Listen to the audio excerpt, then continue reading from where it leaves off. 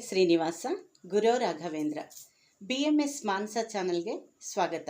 ಇವತ್ತಿನ ವಿಡಿಯೋದಲ್ಲಿ ನಾನು ಮಾನಸ ಸ್ನಾನ ಹೇಗೆ ಮಾಡೋದಂತ ನಾನು ತಿಳಿಸ್ಕೊಡ್ತೀನಿ. ಮಾನಸ ಸ್ನಾನ ಹೇಗಪ್ಪ ಅಂದರೆ, ಮೊದಲಿಗೆ ನಾವು ಮಾನಸಿಕವಾಗಿ ಭಗವಂತನನ್ನು ಮನಸ್ಸಿನಲ್ಲಿ ಸ್ಮರಿಸುತ್ತಾ ಮಾಡೋದಕ್ಕೆ ಮಾನಸ ಅಂತ ಹೇಳ್ತಾರೆ. ಆ ಮಾನಸ ಸ್ನಾನ ಹೇಗೆ ಮಾಡೋದಂದರೆ, ಮೊದಲು ನಾವು ಪಾದದಿಂದ ತಗೋಬೇಕು. ಪಾದದಲ್ಲಿ ಜಯಂತ ನಾಮಕ ಪರಮಾತ್ಮನಿದೆ. ಇದು ಯಾವಾಗ ಹೇಳಬೇಕಂದ್ರೆ, ನಾವು ಸ್ನಾನ ಮಾಡ್ತೀವಿ, ಇದು ಸ್ನಾನದ ಬಗ್ಗೆ ಅಲ್ಲ. ಹಾಗಾಗಿ ಸ್ನಾನ ಮಾಡೋ ಮುಂದೆ ಈ ಥರ ಚಿಂತನೆ ಮಾಡ್ಕೊತ, ಭಗವಂತನ ಚಿಂತನೆ ಮಾಡ್ಕೊತ ನಾವು ಮಾಡಿದರೆ ಪ್ರೀತ್ಯರ್ಥನಾಗ್ತಾನಂತೆ. ಮೊದಲಿಗೆ ನಾವು ಪಾದ ತಗೋಬೇಕು. ಪಾದದಲ್ಲಿ ಜಯಂತ ನಾಮಕ ಪರಮಾತ್ಮನಿದ್ದಾನೆ. ಪಾದದ ಹೆಬ್ಬೆರಳಿನಲ್ಲಿ ಭಾರಭೃತ್ ನಾಮಕ ಪರಮಾತ್ಮನಿದ್ದಾನೆ. ಎದೆಯಲ್ಲಿ ಅಷ್ಟದಳ ಪದ್ಮಗಳಿವೆ. ಇಲ್ಲೇ ಇಡ, ಪಿಂಗಳ ಹಾಗೂ ಸುಷುಮ್ನ ನಾಡಿಗಳು ಕೂಡ ಇರ್ತವೆ.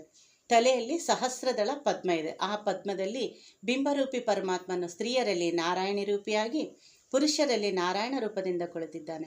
ಇದು ನಾವು ಅನುಸಂಧಾನ ಮಾಡಬೇಕು. ಅಲ್ಲಿ ಭಗವಂತ ಕುಳಿತಿದ್ದಾನೆ ಅಂತ ನಾವು ಮಾನಸಿಕವಾಗಿ ಆ ಭಗವಂತನ ರೂಪ ನಮ್ಮಲ್ಲಿ ಕಾಣಬೇಕು. ಆ ಥರ ಮಾಡಿದರೆ ನಮಗೆ ಫಲ ಬೇಗ ಸಿಗುತ್ತೆ. ಬರೀ ಅದು ಹೇಳ್ಕೊಂತ ನಾವು ಯಾವುದೋ ಚಿತ್ತದಲ್ಲಿ ಮಾಡಿದರೆ ಫಲ ಬರಲ್ಲ.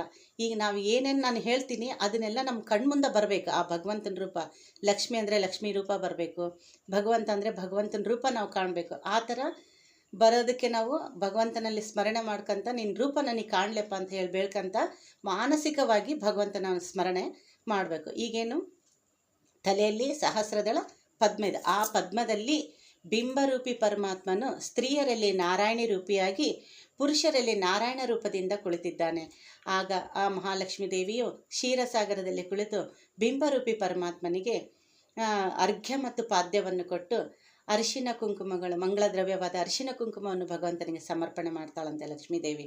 ನಂತರ ಪಂಚಾಮೃತ ಪದಾರ್ಥಗಳಾದ ಕ್ಷೀರಾಭಿಷೇಕ, ದಧಿ ಅಭಿಷೇಕ, ಮಧು ಅಭಿಷೇಕ, ಘೃತ, ಶರ್ಕರ, ನಿರಹರ, ಈ ಥರ ಎಲ್ಲ ಅಂದರೆ ಪಂಚಾಮೃತ ಪದಾರ್ಥಗಳಿಗೆ ಕನ್ನಡದಲ್ಲಿ ಹಾಲು, ಮೊಸರು, ತುಪ್ಪ, ಜೇನುತುಪ್ಪ, ಹಣ್ಣು, ಈ ಥರ ಎಲ್ಲ ಹೇಳಿ ಆ ಸ್ವಾಮಿಗೆ ಅಭಿಷೇಕ ಮಾಡ್ತಾಳಂತ ನಾವು ಅನುಸಂಧಾನಪೂರ್ವಕವಾಗಿ ಮಾನಸಿಕವಾಗಿ ಸ್ಮರಣೆ ಮಾಡ್ತಾ ಹೇಳಬೇಕಂತೆ. ನಂತರ ಅದೆಲ್ಲ ಅಭಿಷೇಕ ಮಾಡಿದ ಮೇಲೆ ಮತ್ತೆ ಶುದ್ಧ ಜಲದಿಂದ ಭಗವಂತನಿಗೆ ಅಭಿಷೇಕ ಮಾಡ್ತಾಳಂತೆ. ಆ ಭಗವಂತನ ಆ ನೀರು ಭಗವಂತನ ತಲೆಯಲ್ಲಿ ಸ್ಪರ್ಶವಾಗಿ ಭಗವಂತನ ಶಿರಸ್ಸಿನಿಂದ ಹಿಡಿದು ಪಾದದ ನಖ ಸ್ಪರ್ಶವಾದ ನಂತರ ಆ ಗಂಗೆ ಪಾವನಳಾಗ್ತಾಳಂತೆ. ಆ ಪಾವನಳಾದ ಗಂಗೆಯು ಹಾಗೆ ಭೂಮಿಗೆ ಬರಲ್ಲಂತೆ. ಆ ಪಾವನಳಾದ ಗಂಗೆ ರುದ್ರದೇವರ ಶಿರಸ್ಸಿನಲ್ಲಿ ಕುಳಿತಾಳಂತೆ.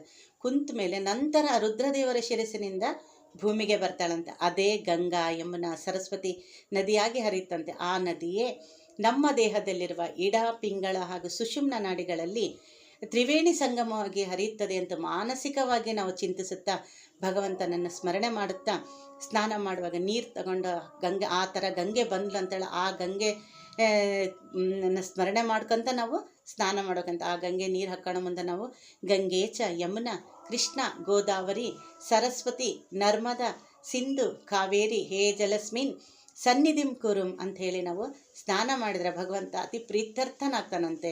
ಈ ರೀತಿಯಾಗಿ ಮಾನಸ ಸ್ನಾನವನ್ನು ನಾವು ಭಕ್ತಿಯಿಂದ ಪ್ರತಿದಿನ ನಾವು ಸ್ನಾನ ಮಾಡಿದರೆ ಅಷ್ಟು ಭಗವಂತನಿಗೆ ಹೇಳಬಾರ್ದು, ಅಷ್ಟು ರೀತಿಯಿಂದ ನಮಗೆ ಫಲ ಕೊಡ್ತಾನಂತೆ.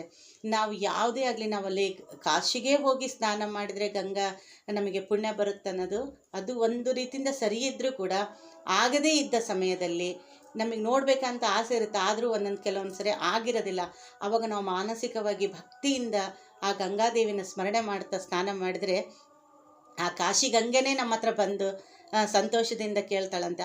ಅವತ್ತು ನಮಗೆ ಅನುಗ್ರಹ ಮಾಡೇ ಮಾಡ್ತಾನಂತೆ ಭಗವಂತ. ಆ ರೀತಿಯಾಗಿ ಮಾನಸಿಕವಾಗಿ ಯಾವುದೇ ಆಗಲಿ, ಪೂಜೆ ಆಗಲಿ, ಏನೇ ಆಗಲಿ, ನಾವು ಮಾನಸಿಕವಾಗಿ ಭಕ್ತಿಯಿಂದ ಮಾಡಿದರೆ ಆ ಭಗವಂತ ಅವನಿದ್ದಲ್ಲಿಗೆ ನಮ್ಮನ್ನು ಕರೆಸ್ತಾನಂತೆ.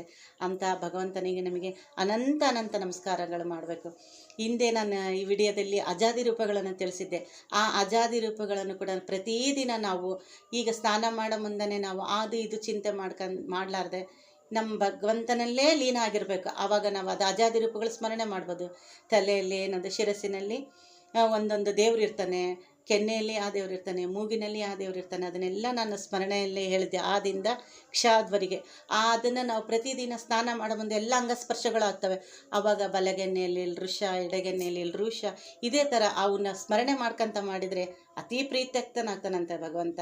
ಅಂಥ ಭಗವಂತನಿಗೆ ಅನಂತ ನಮಸ್ಕಾರಗಳನ್ನು ತಿಳಿಸುತ್ತಾ ಈ ಮಾನಸ ಸ್ಥಾನದ ಬಗ್ಗೆ ಆ ಭಗವಂತ ನಾನೆಲ್ಲ ನುಡಿದಿದ್ದ ಆ ಭಗವಂತ ನನ್ನಲ್ಲಿ ಇದ್ದು ನುಡಿದು ನುಡಿಸಿದ್ದಾನೆ ಅಂತ ಶ್ರೀಮನ್ನಾರಾಯಣನಿಗೆ ನಾನು ಭಕ್ತಿಪೂರ್ವಕವಾಗಿ ನಮಸ್ಕಾರಗಳನ್ನು ತಿಳಿಸ್ತೇನೆ. ಇದನ್ನು ನಮಗೆ ಹೇಳ್ಕೊಟ್ಟಿರೋದು ಹರೀಶ್ ಆಚಾರ್ ಅಂಥೇಳಿ ನಮಗೆ ಅದ್ರ ಬಗ್ಗೆ ಮಾನಸ ಸ್ನಾನದ ಬಗ್ಗೆ ತಿಳಿಸಿದ್ರು. ಅವರಿಗೂ ನಾನು ಅನಂತ ಧನ್ಯಗಳನ್ನು ಹೇಳ್ತೇನೆ. ಅದನ್ನು ನಾನು ಪ್ರತಿದಿನ ಅನುಸಂಧಾನಪೂರ್ವಕವಾಗಿ ನಾನು ಸ್ನಾನ ಮಾಡ್ತೀನಿ. ತಾವೆಲ್ಲರೂ ಕೂಡ ಅದೇ ರೀತಿಯಾಗಿ ಮಾಡಿ ಭಗವಂತನಿಗೆ ಅತಿ ಪ್ರೀತ್ಯರ್ಥರಾಗ್ರಿ ಅಂಥೇಳಿ ನಾನು ಕೇಳ್ಕೊತಾ ಇದ್ದೇನೆ. ಹರೇ ಶ್ರೀನಿವಾಸ, ಗುರು ರಾಘವೇಂದ್ರ. ಈ ವಿಡಿಯೋ ನಿಮಗೆ ಇಷ್ಟ ಆದರೆ ಎಲ್ರಿಗೂ ಶೇರ್ ಮಾಡಿ, ಲೈಕ್ ಮಾಡಿ, ಬೆಲ್ ಐಕಾನ್ ಒತ್ತಿರಿ. ಎಲ್ಲ ವಿಡಿಯೋಗಳು ಬರ್ತವೆ.